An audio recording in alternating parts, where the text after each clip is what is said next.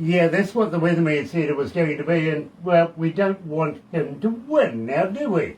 No, I want it to be 25. Barbara wanted 26 this morning. Yeah, not often he gets it right, but maybe today. We'll give him his flowers for that.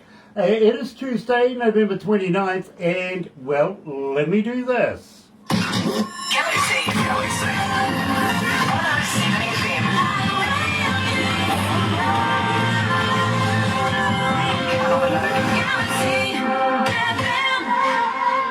That's right, you're right here at Galaxy 107 FM, and so very, very happy to have you on board, literally. If you're going to watch this a little later on over there on YouTube, you know what to do, right? No, you do, seriously. Sub, thumb, bell, bingo. Bell notifications when we have important people, much like, of course, our guest today from Black Whiskey, and believe me, I want to give a shout out too to Curtain Call Records. I really do. Some absolutely fantastic stuff come out of there. And of course, we're talking about Will Clayford is joining us, coming from Brisbane. Yeah, so believe me, that's why you need notifications. You do. Thummy, get go. You know, just epileptic with that. Just, yeah, like us a lot. Subscribe. Become part of the family, and we welcome you into the family. We call it the noise here at Galaxy, simply because it is simply growing exponentially. It's getting louder every day. It really, really is. So get on board the train, literally. In the meantime, let me tell you how happy we are to be in association with Rise Up TV, Big Records, Sony Music, The Orchard, here with Galaxy. Another indie artist interview brought to you by Galaxy 107fm in association with Rise Up TV, Big Record and Sony Music The Orchard. So okay, without further ado, let's kick the mule in the donkey and give it the guts. It is Black Whiskey. Here's Rebel.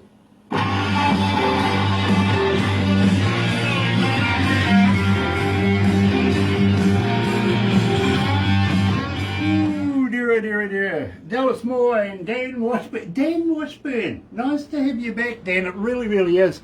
By the way, got the revised version of the Christmas track too. We've entered it into the Christmas tracks. Thank you very much. Also, thanks to Steve Ballore as well. Franco is back. Nice to have you back, Franco. It really, really is. And Korodawi. Kia ora, Koro. Nice to have you back, my friend. It really, really is. Also, Terry Van Cannon. Terry Van Cannon is absolutely a gem when it comes to slide steel, coming out of North Carolina. He's a master at it. He really is. And today we're talking to Will Clayfield coming out of Brisbane. And believe me, it's not often that we talk to an Australian. It really isn't. But there's been a few of them just lately. It's fantastic that we're getting across the ditch. It really is. Well, welcome to Galaxy. Thank you for having me. Glad to be here. Oh, mate, it really is a pleasure. It really is, because I'm loving the sound. I'm loving the feel of the band. Yeah, we've tried to sort of capture, or maybe not capture is the word, but just keep the old pub rock vibe that AC/DC and those type of Rose Tattoo kept going with in their early days, and we just want to try to keep it simple, meat and potatoes rock and roll that everyone can enjoy, get up and have a bit of a groove to, and at the end of the day have a bit of fun. Nice. Well, I was talking about members of AC/DC with you earlier prior to doing this. Do you remember Dave Evans? I do. He's a good friend of ours. Yeah? Yeah, he's wanting to come down under and catch up and possibly get some stage time, you know what I mean? So, well, that'd be all right, yeah, to get Dave back in this neck of the woods. Yeah, believe me. He's, where is he at the moment? Morocco or somewhere like that? Argentina. Mexico, Yeah. He spends a lot of time in Europe, from what I hear. He's pretty popular around traps and that. Yeah, South Africa, he likes those areas as well. Somewhere hot. Somewhere hot? Yeah, especially with girls with lots of little bits of nothing on. I'm sure of it.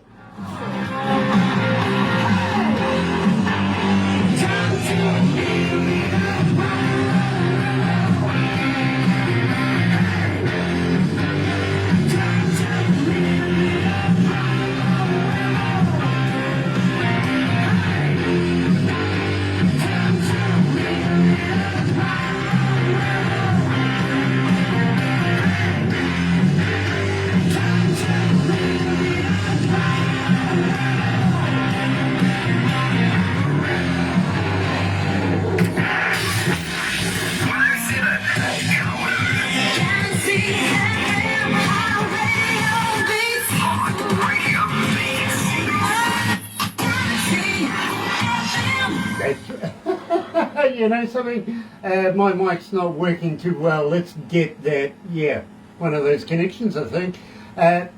Nice to have everybody along, and believe me, today I'm talking to Will from the band, of course, Black Whiskey, and coming out of Brisbane. Now, Will, welcome to Galaxy.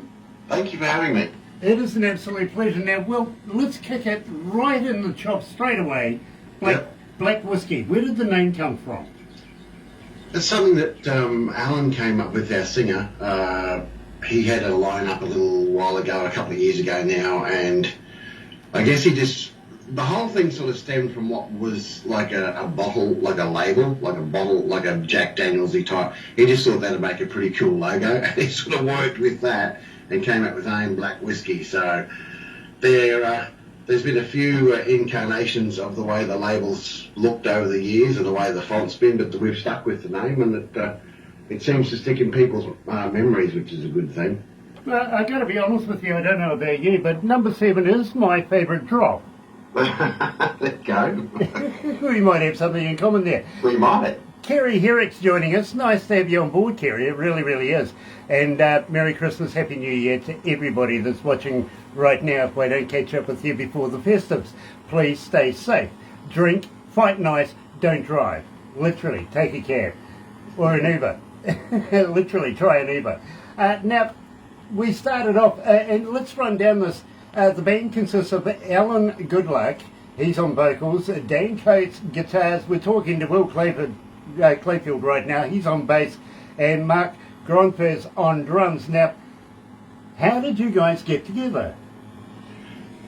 Good question, actually. I was in Black Whiskey a few years ago, prior to 2018. And we did a few shows and that sort of thing, but then I'd moved a considerable distance from where the band was rehearsing, and it was just taking up so much time with the commute backwards and forward. I lived at Bribie, which is quite a few hours from Kenmore, which is over on the southwest side of Brisbane, and I just said, look guys, I've got to step back and just give it a miss for a bit, and I did that for a couple of years. I was in another local band in Bribie. The lineup that Black Whiskey had at the time sort of parted ways.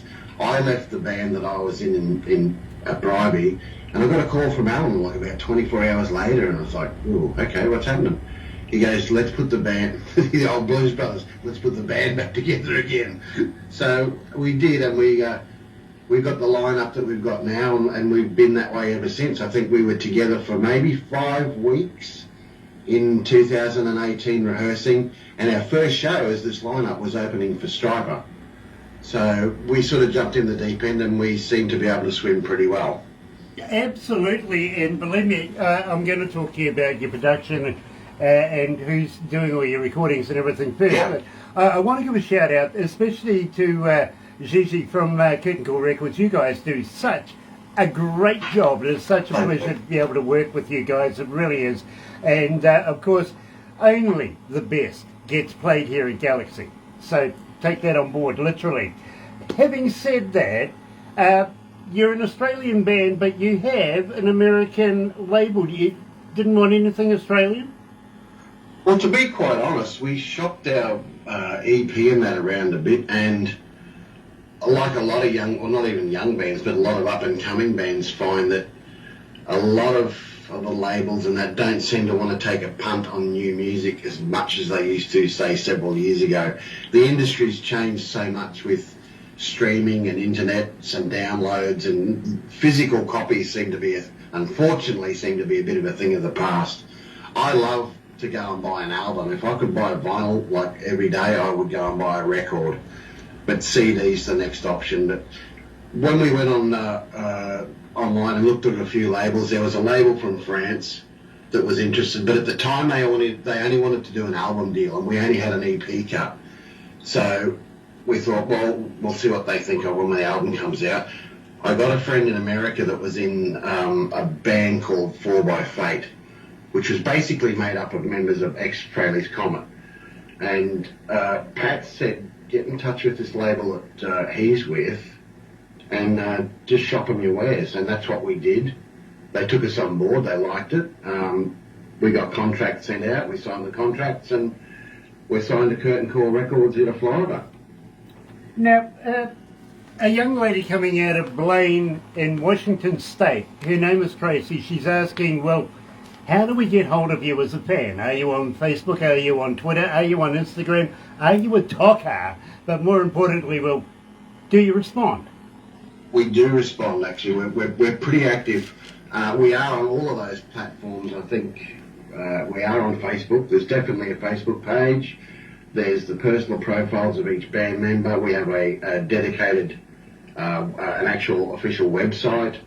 There is a Twitter account. See, I don't do all the socials, like we've sort of spread it around. Actually, my missus, and a big shout out to Joe, I must say, does a lot of the behind the scenes stuff for us, which includes the social media, the website. She's basically our tour manager. Like, we're going to Melbourne this weekend. She books the flights, she books the guitars and the drums and that on the planes. She books the accommodation, she books the limos to and from the hotel, to and from the airport. Make sure, basically, we'd be stuffed if she wasn't doing all that for us. You know, we'd get there, but whether we'd be on time, I don't know. So, but huge shout out to Jo. She does so much for us behind the scenes. She actually even set this up because I'm sort of, not big on Skype. I haven't used Skype much, if at all. So thank you for setting that up too. Well, you know something, believe me, it sounds like Barbara. Everybody needs a Barbara, literally, and same kind of, I think cut from the same kind of cloth, to be very honest with you. Yeah, sounds like it. And Barbara, I would be absolutely lost without Barbara. I've got to be straight up with you right there. Want to say hi to Kim King. Nice to have you on board, literally. And Hayley Barrow. Hello, sweetheart. Nice to have you back. It really is. Kirsty Jackson's joining us. Stephen John Ireland is watching. And Jude Toy. Hello, Jude. Nice to have you. It really is. Nick Plews is watching as well. Now, Nick Plews, absolutely fantastic in his own right. He comes out of a band called the Heartland Roots Band out of Leicester in the UK. And one of his band members and I, we kind of see eye to eye on the same football team. You know what I mean? It can get a bit, quirky. Yeah, very much so. Very much so. Much like I go for Brisbane when it comes to the state of origin. Okay, yeah. I'm a big... I pretty much... I'm not a big follower of league. Joe, my missus is. I go for Brisbane regardless. Saves on arguments. Well, the problem for me, literally, is that I've been, a big Brisbane fan since the Little General was on board way back in the day. Okay. If you remember, Alfie Langer. Yeah. But the wife as well, also a big Brisbane fan. So I sort of relate and go, well, okay, I'll go, New South Wales and wear a blue jumper and keep the state of conversation, keep the whole competition going. Yeah. You know what I mean? And it's usually me that ends up, not winning. Oh, yeah. I used to, when I was younger and had a little bit more time up my sleeve, follow the AFL, Aussie rules. Mm-hmm. And I'm Brisbane born and raised, but there was no Brisbane team growing up when I was at school, so I automatically just started following the team that I thought was doing all right, and that was Hawthorn. Okay. So I'm still a bit of a Hawthorn fan, even though I don't get to watch too much of it, but everyone sort of bags it out because now there's a Brisbane Lions team. Well, I remember when it was the Brisbane Bears. I went to see a couple of Brisbane Bears games, and good old Warwick Kappa was in the team, and so that's going back a few years, but I've always been a bit of a Hawthorn follower in the AFL. Okay. Actually, it was VFL when I started watching it. Okay, well, I was kind of the Magpies kind of deal. Oh, yes. So again, a little bit of competition right there. Yeah, the Collingwood rivalry. Yeah, absolutely. Geir Miranda is joining us out of Norway. Nice to have you on board, Geir, it really is. And love the tones as well, literally. By the way, I got to let you know, Geir, that Geir Miranda out of Norway, he's with a band, he manages the band Viking Queen. Now, Okay. You would be familiar with Lord of the Rings, right? Yes. Geir wrote the score for it. Oh, wow. That's cool. So you're in good company. You really, really are. That's awesome. Now, Hans coming out of Frankfurt is asking, Have you got a website? Have you got a merch store on your website? And can we buy merch there? You can actually, if you search for Black Whiskey. You'll get, if you do the old Google thing, there'll be a couple of different things come up, like the Facebook thing and blah, blah, blah. But if you search Black Whiskey Brisbane Band, that will get you to the website. I'll put the details. If you find the Facebook page, all the links are in the Facebook page to the official website, I think to the Reverb Nation, Twitter, YouTube, pretty much all the links are on the Facebook page. So if you search Black Whiskey and find us on Facebook, all the links are there. And feel free to join us on Facebook, ask questions, and we are pretty quick to answer the questions too. So if you can't find something, find us on Facebook and just ask us and we'll shoot you in the right direction. Very cool. Well, now, we started the show, let's not get too far into this, with Rebel. Yeah. Tell me a little bit about Rebel. Tell me about the lyrics. How did you come to this? It's sort of a fantasy homage to the rock and roll lifestyle. You know, I drink whiskey, blah blah. It's every cliche that you can associate with being in a rock band, basically. So we strung all that together, came up with a bit of a riff for it. We were sort of going for a bit of a rose tattoo vibe with that one. It's a little bit slower. It's a little bit sort of, without not sleazy, but it's a little bit more Aerosmithy in the way that it flows. And I actually said to Alan, I actually could picture Andrew Anderson singing that song, which I was, pretty cool about. But yeah, it's just an homage to sort of the cliched rock and roll lifestyle that everyone sort of thinks that's how it is, and 9 times out of 10 that's how it isn't. Well, I got to be honest with you. I play you in my car. I think it's music to drive fast to be honest with you. And I do love to drive fast as well. Even though Barbara says I'm a grandpa driver.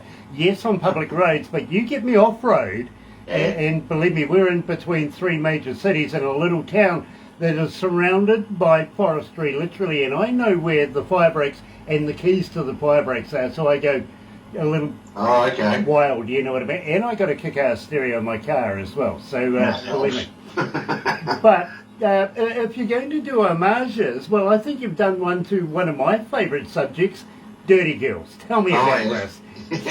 Come on, give me the skinny on this one. Another bit of a tongue-in-cheek song. That's all Alan's. I'll say that's all Alan's.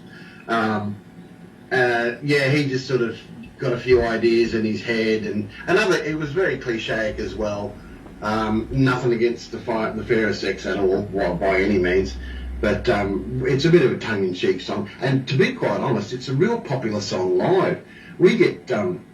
We've actually had female fans in the audience jump up and actually sing the chorus with Alan when we're on stage, which is a bit of a hoot. So yeah, it wasn't one that was meant to be sort of mainstream. We didn't think it would actually get any airplay with the titles and the content, but live goes down a treat. It's awesome. Well, I got to be honest with you, we do have you in a number of our shows, and well, we structure our shows literally on the amount of requests and the artist, the song, production, put it all together and hand construct every show.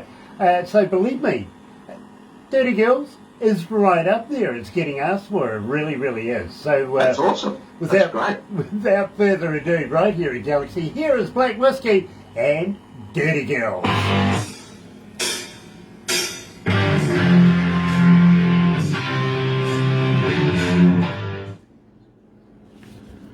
Believe me, it's my kind of music. Yeah. It's not overproduced. It's not hectic. It's simple rock. That's what we like. Okay. I like the rose tattoos and the early AC/DCs, and like I'm into other bands too. Don't get me wrong, like Iron Maiden, and that's quite technical because I'm a big Steve Harris fan as a bass player. But the simpler that you keep it, the more you can do with it on stage. I find if you've got to stand, I've seen a lot of bands that are very technical that can't put on much of a show because they're too busy paying attention to what they're doing. I'd rather make a couple of little mistakes and be dicking around and jumping around like an idiot on stage than just standing there and being a big Kiss fan from the 70s on. it was a visual experience and not just an audio experience. So that stuck with me like right through my involvement with music. Is you're there with the set. You want to be able to see something as well as hear it. So that's sort of. I mean, we don't get all flashy and glammy on stage and that sort of thing, but we're trying not to do sort of the old faded jeans, sneakers, and a tank top type thing. So you're not wearing the 2-inch heel boots anymore? No, that went away in '86. Yeah, actually, I think Gary Glitter killed that one way back in the. But my first big band in Brisbane was in 1985, and it was called Vice. Okay. And again, we were 6 weeks into rehearsals before we actually went on tour. Okay. And we went to a place, and you made another. We were in Sydney, and we played at the Coogee Bay Hotel. The venue is called Salinas. Yep. And we had 1,000 people turn up for our first Easter show in '85. Is it still going? No, unfortunately, sadly, and it was an awesome venue. Yeah. It's only just gone in the last 6 months from memory. Really? Yes, because I was actually looking into it, because if it was still open, I wanted to go back. Yeah. Because we've been to Sydney a couple of times now, and we've played the Frankie's, Bridge Hotel. Mm-hmm. We played a gig in Wollongong. We played Newcastle. That was an experience. We've played at a place called The Factory in Sydney. But we want to get over to New Zealand. Yes, you do. Because I actually started looking into that before COVID hit, and there was a couple of places like there was the Ding Dong Lounge and a few other little venues around North and South Islands. And I thought, it's not that far to go, and if they want us, we'll come. So it's finding these things. You've got to find out, is there a market for us? That's what we're investigating. Apparently there is in Japan, so we're already looking into that, organising a week's tour of Japan. Well, I'm going to cut you off there, because Sure. we're just going to go back on the air. Okay, my bro? Yep.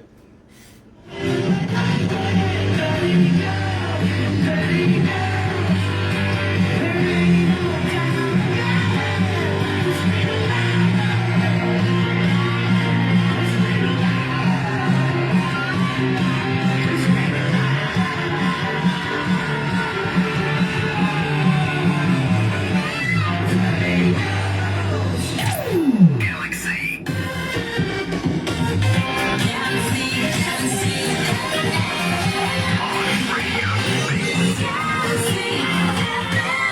You know, well, it's strange that we're talking a little bit about touring, because Anita from Santa Monica is saying, have you considered coming to the United States, going to Canada and places like that to do a tour over there? We have all of those sort of opportunities have crossed our mind. It's not only the logistical side of it, but it's the cost. And at the moment, with the dollar the way that it is over here, you're lucky if you're getting 50% of your money's worth in value. Touring America is not as easy as one would think. There's a lot of hoops to jump through to be legally allowed to do it. I know a lot bigger bands than us that won't do it for that simple reason. It's just too much of a paperwork hassle. I would love to, and our label's over there. I've got a lot of friends, because I actually lived in the States for about 6 years back in the mid-2000s or early 2000s. And I would love to go and do some shows in the States for the label with Curtain Call, because they're doing a lot of festival stuff now, which would be awesome for us. It's just whether we can afford it and whether we can legally do it. That's the thing. It's a lot different to go into Europe and Japan than it is to go to America. Canada may be a different thing because it's a Commonwealth country. And we do have friends that are in bands that we could play with there too. So that may be down the track. The thing is, the dollar's got to get stronger. We can't do a heck of a lot outside. I mean, even Rose Tattoo's not touring internationally next year because of that fact. They're doing a lot more Australian shows and very little overseas in Europe because it's expensive. Well, it's all about the big business and the big people up there price gouging right now. Of course, it's post-pandemic, so, you know, they've got to make all of that money that they lost giving it away to their workers while everybody was forced in lockdown. Of course, we're getting the rubber band deal, you know what I mean? It'll bounce back sooner or later, more later than sooner. Rick McShaffrey is joining us. Tina Loosebaldwin is joining us. Nice to have you on board, Tina. It really is, coming out of Sepulpa, Oklahoma. Alice Walker is joining us as well. Nice to have you on board. Alice is out of the band Southern Outlaws, and absolutely a brilliant band in its own right. Also does a lot of work for Rise Up TV, Big Records, and Sony Music in Canada as well. So nice to have him on board. Hello to everyone. Stained Glasses watching us as well. And Tina says, hello everyone. Hello Tina, nice to have you on board. Now, Raising Hell. Absolutely love this track. I want to know everything about it because believe me, I like the quality of this. Where did you get it recorded? We actually recorded the stems to that song in our own studio. We've got a self-purposely built studio that we rehearse and record in, which means a good thing and a bad thing. A good thing is that we're free to go in and record whenever we can, where there's no time or money constraints on it. The sort of downside of that is you can get a little bit complacent. You don't have someone there going, that sounded like crap, do it again, take 42 or whatever, But so far we haven't had too much trouble with that sort of thing. So then we get the stems. That track I think we did, I remember I cut 3 bass tracks for that. That probably took maybe 4 days, I think, all up to record. Made sure that we were all happy with how the thing sounded as far as the original recordings went. We then have a production team that we work with.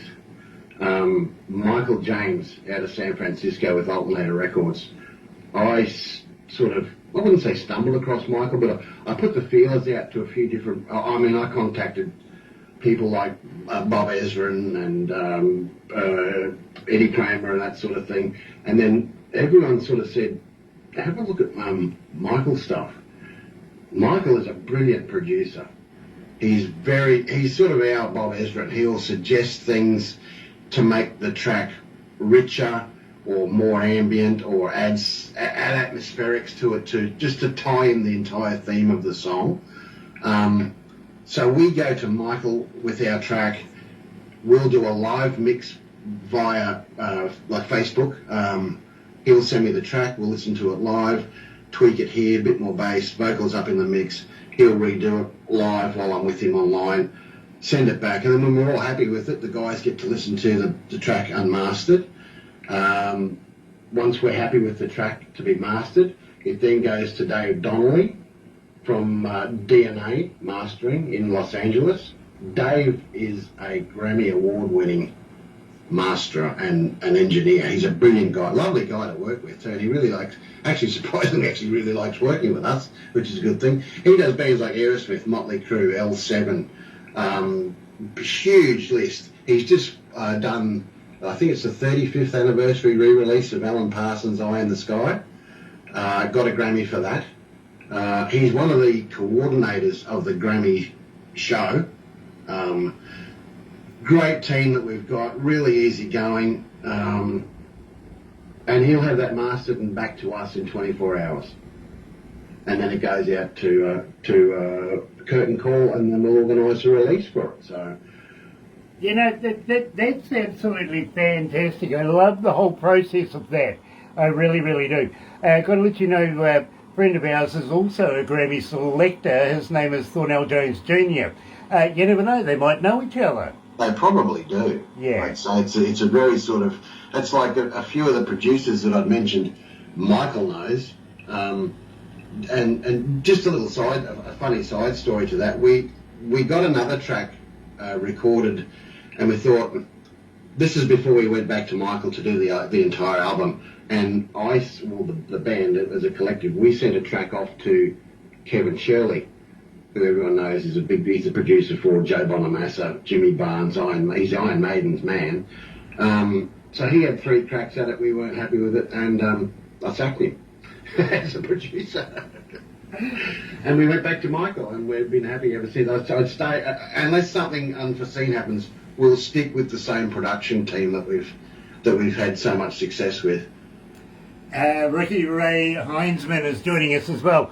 Music that I call literally music to drive fast to. Here is Black Whiskey and Raising Hell.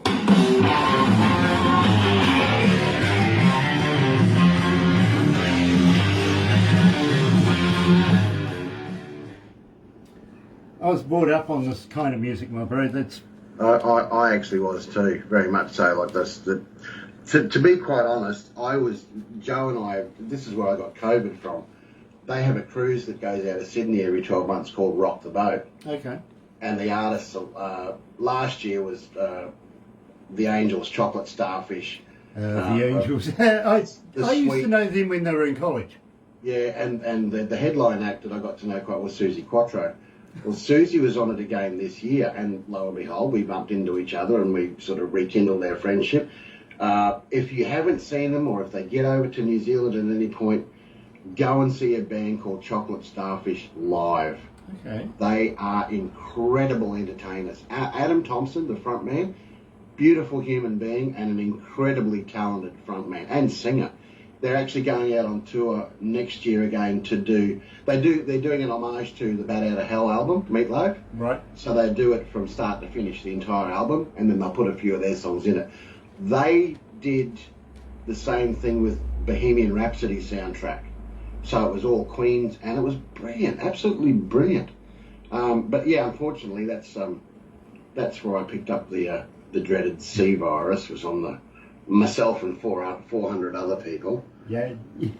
Believe me, it's a good place to catch one. Would be on a bloody cruise, that's for sure. And we took so much, all the precautions, all the masks, all the gloves, disinfected from roof to freaking floor. I said to the missus, it only takes that one time where we don't get in a lift and use a set of stairs and you grab the handrail and you're done. Yep. Just don't know, Exactly. I know exactly what you're saying. But I ask everybody this question. So, you're not a vegan, are you? No, You're not. You're a meatologist like me? that's correct. Right. Because, have you ever tried a vegan sausage? I've tried what they call fakin'. Was it made of real vegans? I couldn't tell you that, but if that's what they taste like, then I would have to say yes. Okay. Because it tasted like cardboard dipped in vinegar. Well, believe me, bro, I was upset when I found out that, Girl Guide biscuits aren't made of Girl Guides, right? No, this is true. And of course, and, John... and you know the story about Chinese takeaway? Yeah, It's not made of real Chinese either. Hey, listen, my grandmother loves cream of Song and Guy. I have a gay friend that does too. I bet. But I mean, Johnson & Johnson refused to return my emails. Now, I want to know how many babies goes into a bottle. Yeah, that's right. I don't know. I don't just go by weight. Well, I think 3 fat ones reduced down.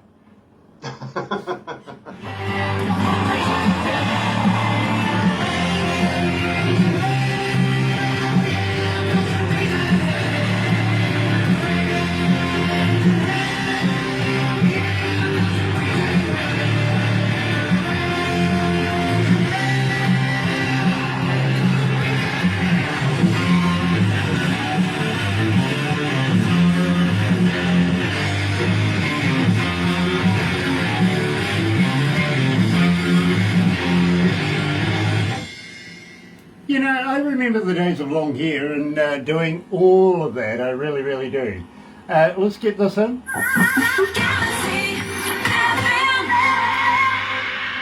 And that reminds me of going way back into my youthful days and just cutting free. Love that kind of music. I really, really do. It's a bit of me and something I call music to drive fast to. Now, I got to be honest with you. Well, the very first song I ever heard of Black Whiskey was Wild and Free. Now, I want to talk about that in a minute, but first of all, a young man coming out, a young lady, Maria, coming out of Kabbalah in Greece is asking, how, if you've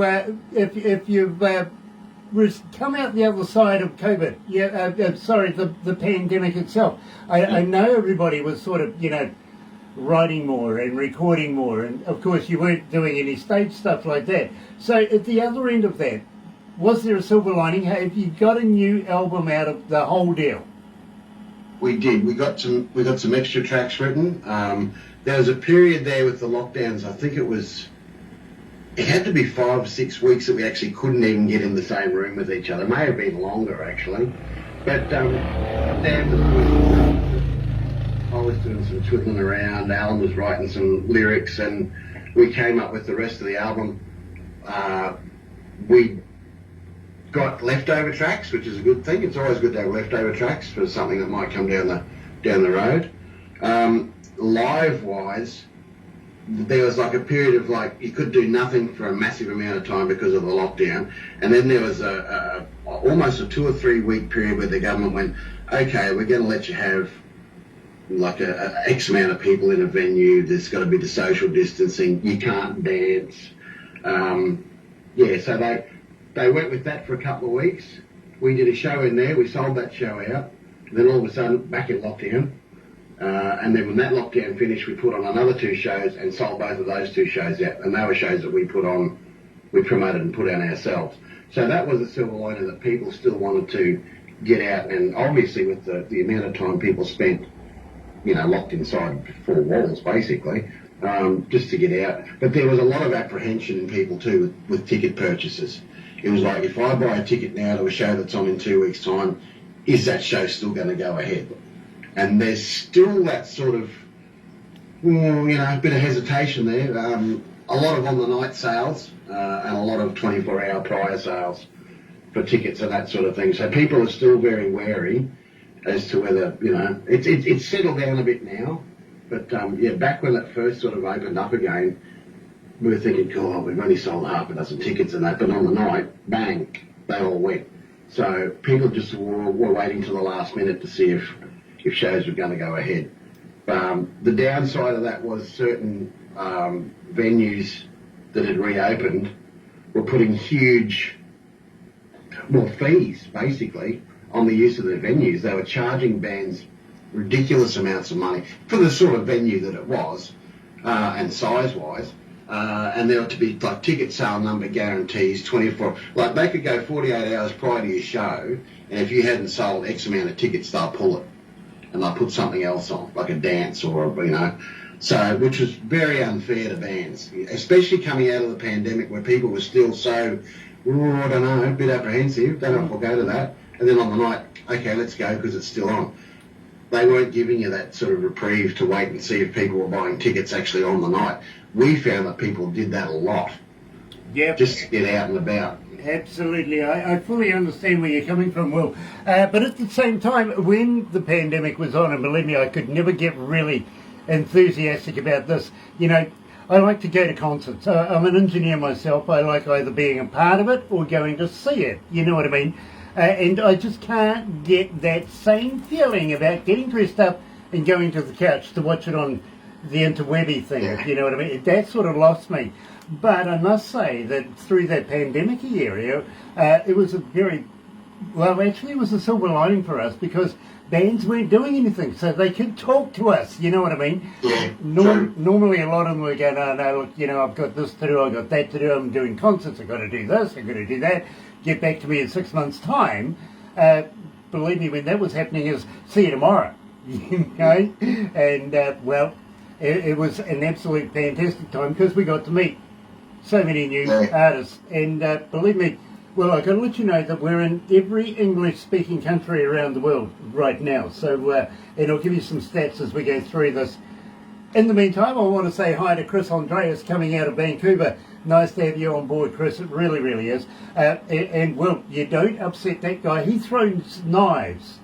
Oh, okay. Hi, Chris. Yeah, believe me. We're supposed to go Sasquatch hunting when I get over there, which will be amusing. Maybe I might be able to get him to show me what a no-go pogo is as well. Apparently it is a creature. A mythical creature, but apparently coming out of Kelowna, somewhere in British Columbia, they have this snaky thing like Nessie. Oh, okay. And they've called it a no-go pogo. I thought it was just something weird that you jumped on like you used to. That's what I was thinking. Hang on a minute, then you jump down the street. No, apparently they're very, very, Kelowna. Yeah, Kelowna, they've got a place, Rattlesnake Island or something in one of their rivers. It's got a pogo. A no-go, pogo. Jan Paulson is joining us, coming out of Norway as well. Nice to have you on board, Jan. Now, having said that, I want to talk about Wild and Free because it was the very first song that I ever heard of you guys. And I got to let you know, we only play the best music here at Galaxy. We really, really do. And it goes through a process, including a board. They've got to approve it, and their only deal literally is about our image. You know what I mean? Yeah. We're very protective of how our image is going and presented to the world. And then Barbara takes it to production. They sort of work out, because we only have a certain amount of time in a week to be able to do these things. Then it comes to me, and believe me, Barbara gives it to me on a little USB device that I play in my car. Now, there's reasons for this. In fact, two reasons. First reason is I can get in my car and go driving, listen to the music, and nobody else can influence me on whether or not I want to do the interview. Right? Sure. The second reason is, and this is God's honest too, nobody else wants to drive with me. It is very, very true. So, when I heard this track, and believe me, I was going through a nice little off-roady deal at the time, and pulled up very picturesque. It really, really is. Nice little gully that you can look down through. And I turned this up, had listened to it, and thought, you know, I'm liking this, I want to hear it again. So I cracked the cold one, turned up the volume, and listened to Wild and Free. Tell me, what made me do that? Why would I do that? Wild and Free has become what I sort of term as our lightning in a bottle song. Whether we'll have... That was our first single that we worked with Michael and Dave as a production team. The song sort of blossomed from a pretty good song to making a few changes here and there, adding a few little nuances with tambourines. I went back and listened to songs to me that made an impact on my youth, and Rock and Roll All Night was one of them. Hence I put the walking bass line into the chorus, which made a huge difference. And there's the subtle sounds of tambourine in the chorus, which Aerosmith did a lot of. It's actually in Rock and Roll All Night. A lot of bands that you sort of take for granted that don't have that. Bon Jovi's got a lot of it. Just to sort of, I think it sort of enhances people's memories of songs they listened to when they were younger, and that's what we were going for. It's a real sort of feel-good song. It's sort of a bit of an anthem type song. The crowds are starting to chip in with the choruses and that now, because it's a staple in all our shows. Whether we actually get to reproduce that popularity, I mean, when that song came out, it was doing really well. It was actually, there's a local station over here that put that in their playlist, and then it went into rotation, and then they had a top 10, I think it was, every week. It ended at number 8, went to number 4, went to number 1. It was in their top 10. I've got an award for it for 344 days. It's the most requested song in the history of that radio station. You know, So, being pretty cool. Working for a radio station and, you know, also managing a radio station, that is a phenomenal achievement. It really is. You should be very, very proud. That is Very huge. proud. Very proud. There's two points of history in that song. There's that, and there's the fact that it went on a local radio station's charts in Detroit, into their top 25 charts, and I think it took 3 weeks, and we knocked Alice Cooper off number 1. Yeah, but that's not hard though. Oh, now Alice is pretty cool. Yeah, Alice is pretty cool, you know. He does have a black widow and $1 million babe. Literally. In fact, we know Calico very, very well. Alice Yeah, literally. So believe me, and I did ask her once too, you know, are you the $1 million babe? She just smiled and says, you figure it out. You know what I mean?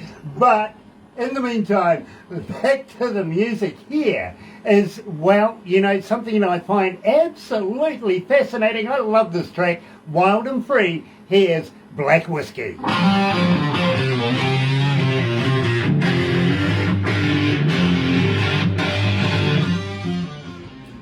You know, I think Steve Lynch would love that track. Yeah, it would. Really do. Steve Lynch is the former lead guitarist of the band Autograph. I've heard of Steve. I've heard of Autograph, and I think I've heard of Steve Lynch too. Yeah. Yeah. It can get played to anybody. Oh, If they like it, they like it. Randy Rand unfortunately passed away not so long ago from Autograph. He was a close friend of ours. He really, really was. But Steve and Barbara and I, we talk all the time, if you know what I mean. We bounce ideas backwards and forwards, and from time to time I actually catch him listening to bands that are playing in the background. You know what I mean? Oh, okay. So, you know, he's a wonderful man. He really, really is. Where will he be? Will he be in Florida? He was going to New Jersey for Christmas with Going the to New girlfriend, Jersey for Christmas, but he right. will be able to join us for the 18th. Oh, nice. No, Christmas show. Yeah. Very cool. He's going to be joining us, I've just been told, for the Christmas show. Oh, okay, cool. Now, how many countries? I gave a copy of that when it. I think it was on the two. I took a couple of bags. I took a T-shirt and a copy of the single in some plastic bags, and I had a target audience, so to speak, that I was going to hand them out to. I gave one each to the Brewster brothers from the Angels. Okay. I gave one to Dave Gleason, who put the shirt on straight away. It's funny because Dave came up to me because he was on the last cruise that we've just done, and he goes, "I left my fucking T-shirt back home. I didn't bring it with me." I said, "I'll remember that, Dave. I'm not going to wear my Angel shirt tonight." So, but he likes it, and he's got the same sort of thing. Like we submit for supports for Screaming Jets, Rose Tattoo, you name it. We'll put in for it. The Angels, blah blah blah, and the bands have all heard our music. Mm-hmm. They've all heard our music. It's their management that won't give us the breaks. Of course. It's usually that way, my They seem to go with, I call it their legacy stable. Mm. They'll Yep. bring out a band that's been around forever and a day to do a support or even a headline show because they know it's going to put a bum on a seat. Yeah. You know? Absolutely. Which is a bit of a pain in the ass because we've opened for international acts more than we've opened for local acts. Well, you never know, bro. You were talking about coming to New Zealand. We do really do. I would really like you to come and perform in New Zealand. I really would. But at the same time, I might have a double header for you. Have you ever thought of going to Papua New Guinea? Actually, my Mrs. Jo's mentioned that. Yeah, well, She's mentioned it because she's got a few friends up there that I think one of them's a helicopter pilot. well, I might be able to help you out. Let's talk Turkey in a wee while. Okay. But we're going down Devil's Highway, okay?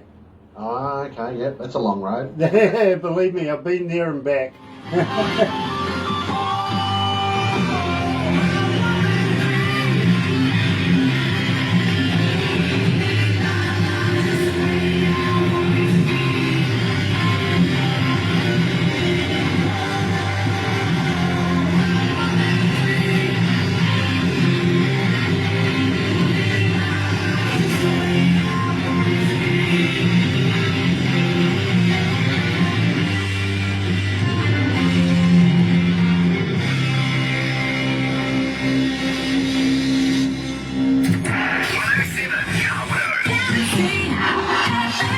That's right, you're right here at Galaxy 107 FM. Georgie Freddy, one of my favourite dirty lovers, is joining us. Nice to have you on board, Georgie. It really is. Now, I got to be honest with you, this particular track, Down Devil's Highway, is being played more and more and more and more and more through my breakfast show. I'm finding that I can't get away from it, and believe me, the breakfast show primarily is made up from requests from people on artists and particular tracks. You know what I mean? Production and I get together mainly about 2 o'clock in the morning to be able to put this together so it's ready for 6 o'clock, and it goes all the way through until 10. So it's a very involved process. Now, lots and lots and lots of requests are coming in right now for Down Devil's Highway. So I think it would be remiss of me if I didn't say, give me the skinny, tell me all about this track. That's our newest one for a start. We just sort of put our heads together and sort of came up with scenarios like My idea was you're in a big American open top, flying down an old dirt road, sitting in the back, guys playing guitars, and it's just carefree, and then all of a sudden it's just the whole thing changes, and it's like, you know, you're on the way to the devil's house and all that sort of thing. And it's got no religious connotations whatsoever. It's just purely, you know, a fantasy type thing. But yeah, it was just like jumping in the car and going bat out of hell. And you know, as everyone says, sooner or later you're going to be on Devil's Highway if something goes wrong, or you know, you take the wrong turn. But and it just stemmed from that, and we sort of wanted to give it a bit of an AC/DC / Angelsy type vibe, just to be sort of reminiscent of old songs and that sort of thing. But at the same time, it's our music. So fun song to play, and it's wonderful to hear that people are actually getting behind it, you know. And to be quite honest, and I'll say now, we thank you guys for getting behind and supporting our music, because everyone in the industry knows it is so hard these days to get support and get constant support. That's the thing. You know, we've had a lot of stuff in the past where it's gone, oh, you know, we're going to put you on this big U-Butte FM station in LA. It gets a play, it's gone for the next day. So to have the consistent support like yourself and that sort of thing, it's wonderful to have, and we really appreciate it. Well, let me tell you, 1,700, I'm talking 1,759 requests since we've been playing it, and it is growing exponentially every day. It really is. Wow. So I got to congratulate you there, I really do. Also, at the same time, a lot of people are saying to me they tune in on particular shows, literally, to be able to hear particular bands. And believe me, you're in a number of our shows, literally on a Saturday night as well, and on a Monday night, and including my breakfast show. So you're getting a lot of airplay here with That's fantastic. Thank you so much.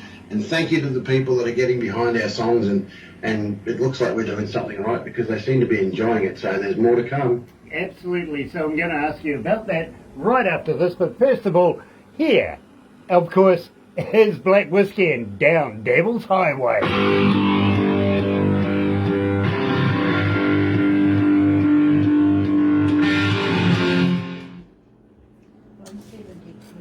$172. Okay, nice. 172 countries are tuned in. That's awesome. Yes. That's much appreciated. This is great. That's not bad. We're in almost every English-speaking country of the world. It's the magic of the internet. It really is. It is, mate. It's changed so much. It's changed the landscape of the music industry so much. You know, it's like when I first started to promote a show, we used to go out with wallpaper paste and a flyer, stick it on telegraph poles and transformer boxes, and hope not get busted by the coppers. Hey, look, Bill Posters is an innocent man. This is true. Yep. I saw a sign one day on a thing goes, Bill Posters will be prosecuted. He's not. He's an innocent man. He's an innocent man. He is. How many cities? 2263. Ooh, 2,263 cities around the world are tuned in right now. Wow. Hey, I like Chris. that. I like that. I'll give you how many tuned in at the end of this, because believe me, no good giving it to you now. It still grows. You know what I mean? I'll thank them all too, but I won't take them individually. I wouldn't want to buy them all a beer, bro. No, not at the moment. Believe me, you'll be surprised how many is tuned in. You really will. But we are looking at moving into Papua New Guinea next year. Okay. Putting a Galaxy radio station over there. The government is, in fact, the Prime Minister says, when you come to Papua New Guinea, to Port Moresby, you stay with me. Oh, wow. It says to my teco the other day, when was the last time you stayed with the Prime Minister, bro? Exactly. Oh, that's pretty cool. That's awesome. Oh, believe me, we have a big deal happening over there. We really do. We want to do an import-export thing with the government, literally. We've actually found that our major market for what we do is not in this country.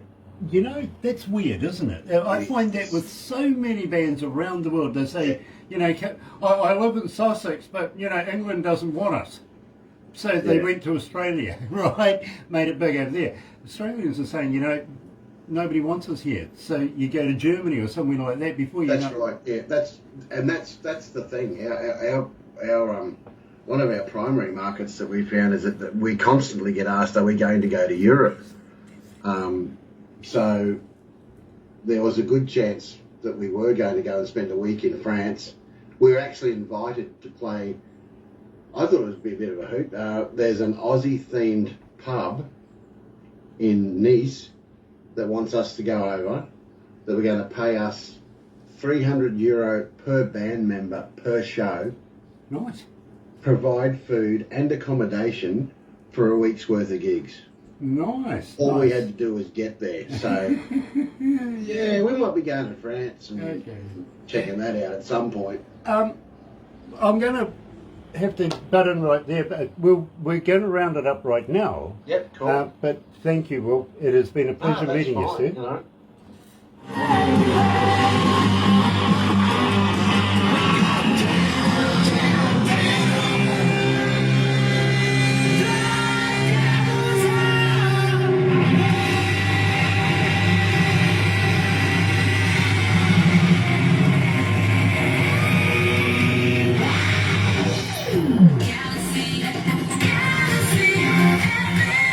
That's right, you're right here at Galaxy 107 FM, and today we've been joined, of course, by Black Whiskey, and of course by Will from Black Whiskey, who is the bass player, and I think an absolute key to the band. He really, really is.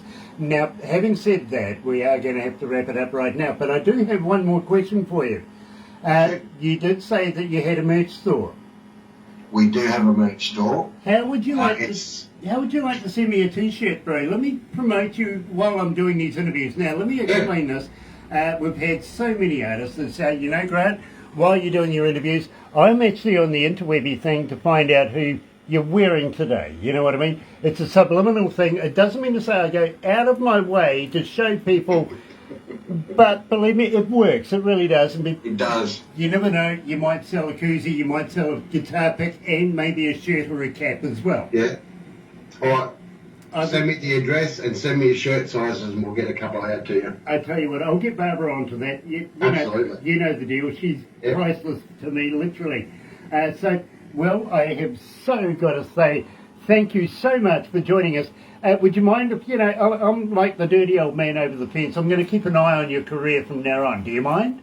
I don't mind at all. And to Galaxy FM and all its listeners that are supporting, not just us, but, the industry as a whole, I have to say thank you from the rest of the band and myself, because without you guys, it's nothing. You're basically doing nothing for no one. So to have people appreciate what we do is an incredibly satisfying feeling. So thank you to Galaxy FM and listeners all around the world. Well, on behalf of Galaxy FM, we really, really appreciate everything you do. I've just got one more question for you. Will you come back again? Will you release new music with us? We've got a new single coming up very, very soon. It was to be out, but there's a bit of a hitch with Sony Music. You guys will get the premiere of it. It's called Eat Your Life. I love it. I love that. And, you never know. You might find somewhere along the way that you might have an album or two that you might find that wants to come over to New Zealand for a giveaway. We would be absolutely elated to be able to do a... I'm pretty sure we could organise a few packs, absolutely. Nice. I like a bit of swag, I've got to be honest. And I like promoting bands, I really do. So I'm going to talk to you about that very, very shortly after we do this. Don't go anywhere just yet, but let me tell you how happy we are to be in association with Rise Up TV, Big Records, Sony Music, The Orchard, with Galaxy right here. Another indie artist interview brought to you by Galaxy 107 FM in association with Rise Up TV, Big Record, and Sony Music The Orchard. Galaxy 107